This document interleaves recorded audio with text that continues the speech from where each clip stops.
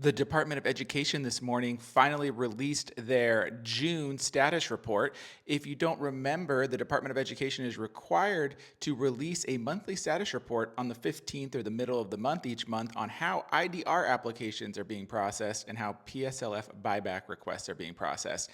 And I hate to say it, but there is not really great news in this June report. As you can see in the numbers, they processed 186,000 IDR applications, and there's still a 1.5 million backlog.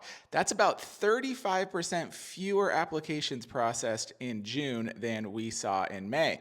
And the PSLF buyback backlog is just getting worse and worse. So you can see they only processed 2,200 PSLF buyback requests, and the backlog has grown significantly to 65,000. That's also about 30% fewer requests.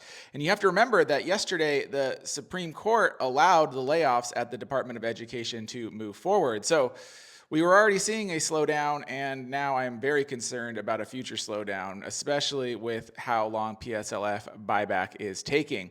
On the IDR application front, I'm seeing two things. I'm seeing if you automatically have the IRS link your data on the application using the IRS data retrieval tool, those applications are still processing very quickly, 3 to 7 days. However, if you are submitting any manual documents in your IDR plan change request or IDR application, those are just getting like automatically put into like a 90-day, like, we're sorry, this is going to take a long time, and they're not even really touching those. I've actually spoken to a couple borrowers that have been waiting since May for their IDR application to be processed, and it still hasn't been processed yet because they submitted manual paperwork. So not good news coming out of the Department of Education on how fast they are processing this. And this also comes as there's 7 million borrowers in the SAVE plan that may be wanting to do something different as interest starts on August 1st.